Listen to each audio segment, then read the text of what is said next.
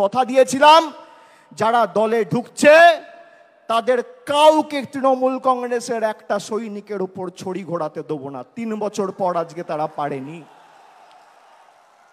আমি আপনাদের বলছি, আমরা যতদিন আছি আপনারা গায়ে গতরে পরিশ্রম করে যেভাবে আপনারা দলকে প্রত্যেকটা নির্বাচনে জয় এনে দিয়েছেন, এই যে কোটি কোটি মানুষ, লক্ষ লক্ষ তৃণমূল কংগ্রেসের সমর্থক কর্মী, বিজেপি টাকা দিয়ে কিনতে পারবে না, যত টাকা থাকুক।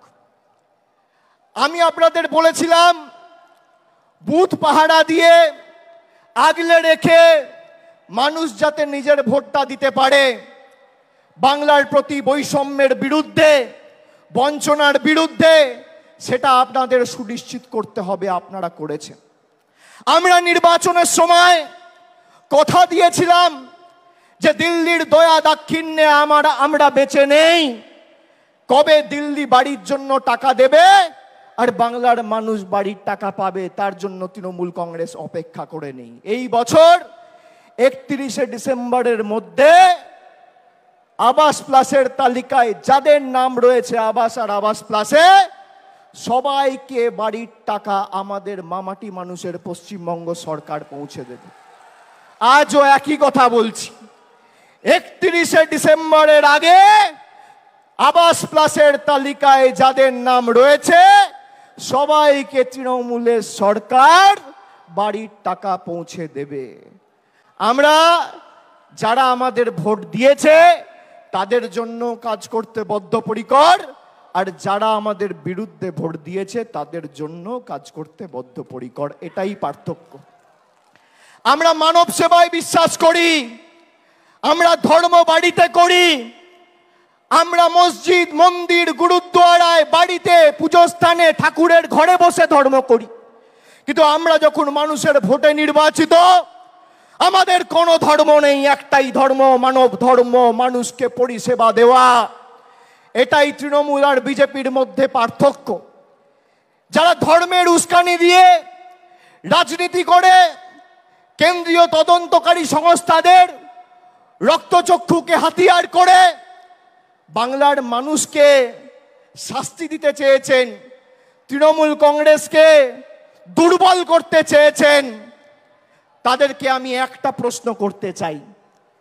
21শে জুলাই 2021 সালে যেদিনকে হয়েছিল, আমরা মানুষকে ধন্যবাদ দিয়ে বলেছিলাম যে আমরা আপনাদের জন্য আরো বেশি করে কাজ করতে বদ্ধপরিকর। তার 1 বছর পরে 21শে জুলাই 2022 সালে, 21শে জুলাই যেদিন হয়েছিল তার পরের দিন পার্থ চ্যাটার্জির বাড়িতে ইডি রেড করে তাকে গ্রেপ্তার করে। যদি কেউ দোষ করে তার বিরুদ্ধে ব্যবস্থা হোক। আমরা কোনো দোষকে, কোনো অন্যায়কে প্রশ্রয় দিই না। কিন্তু এসএসসি কেলেঙ্কারি বা টেট, তথাকথিত এসএসসি বা টেট কেলেঙ্কারির নাম করে যদি পার্থ চ্যাটার্জির বাড়িতে রেড করে ইডি তাকে গ্রেপ্তার করে, তাহলে স্বাধীন ভারতবর্ষের সর্ববৃহৎ কেলেঙ্কারি নিট কেলেঙ্কারি, সেই নিট কেলেঙ্কারিতে প্রশ্নপত্র ফাঁস হওয়ার কারণে ইডি কেন ধর্মেন্দ্র প্রধানের বাড়িতে রেড করে তাকে অ্যারেস্ট করবে না?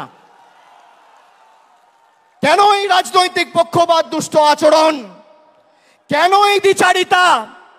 আমাদের শপথ নিতে হবে। এবার তো আমরা 29টা আসনে জিতেছি, আর 3টে আসন, একদিকে বালুরঘাট, একদিকে বিষ্ণুপুর, আর একদিকে পুরুলিয়া, 15-16 হাজারের ব্যবধানের নিচে আমরা 3টে আসন হেরেছি। আর রাজ্যসভায় আমাদের 13 জন সাংসদ আছে। তাহলে কত হলো?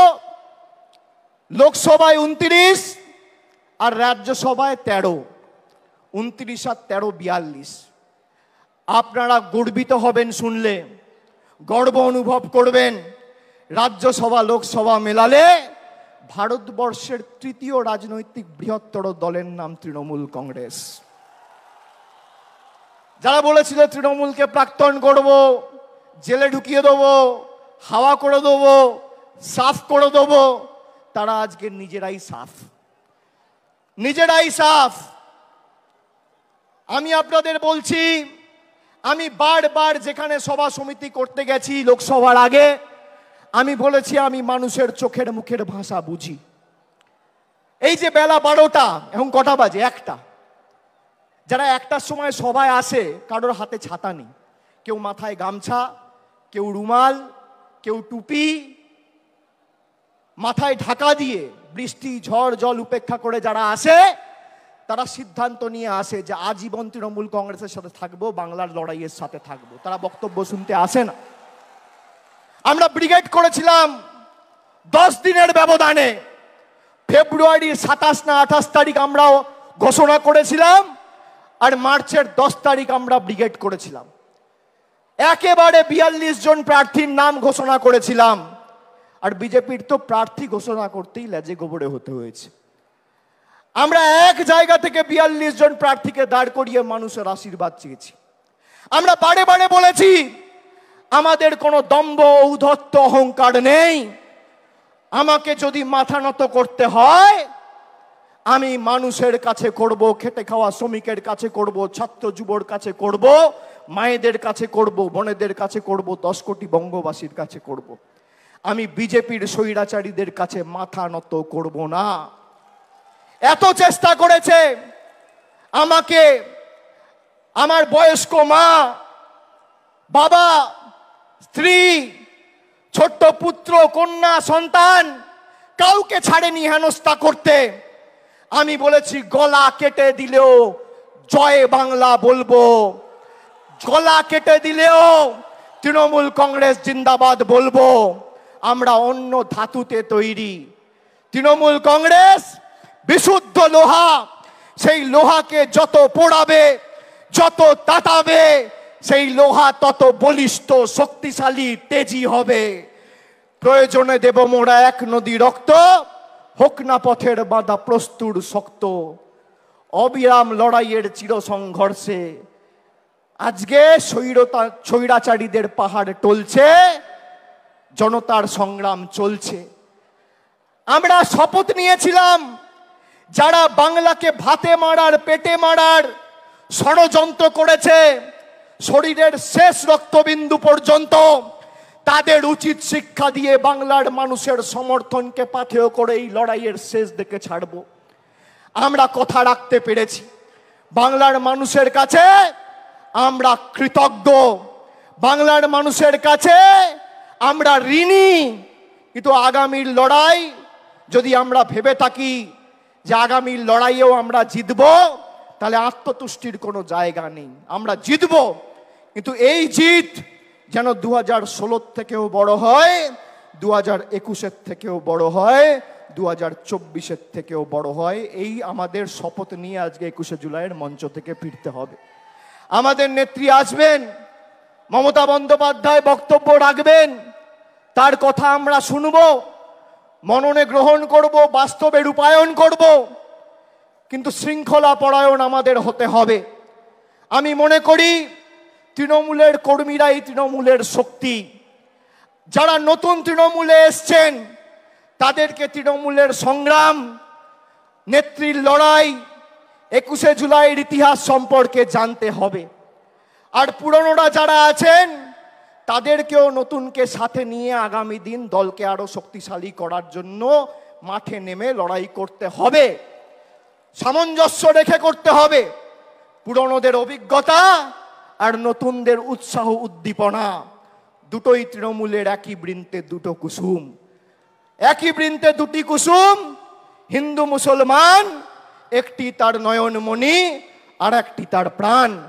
আমাদের নেত্রী তৃণমূল তৈরি করার সময় বলেছিল আমাদের কর্মীদের সংযত থাকতে হবে, অযথা কোন রকম কোনো বাগ বিতণ্ডায় জড়াবেন না। বিজেপিকে ভোট দিয়ে মানুষ জেতায়নি, মানুষ আপনাদের ভোট দিয়ে তৃণমূলকে জিতিয়েছে।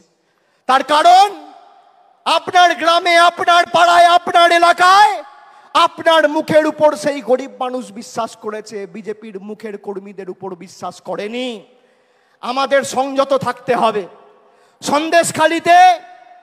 সন্দেশখালী যেভাবে এই চিত্রনাট্যটা সাজিয়ে বাংলাকে ভারতবর্ষের মানুষের কাছে কলুষিত করতে চেয়েছিল। আপনারা দেখেছেন সন্দেশখালী 2 নম্বর ব্লকের মণ্ডল সভাপতি গঙ্গাধর কয়াল বলেছে যে ভোটের দিন বিজেপির মদের খরচ প্রতি বুথে 5,000 টাকা।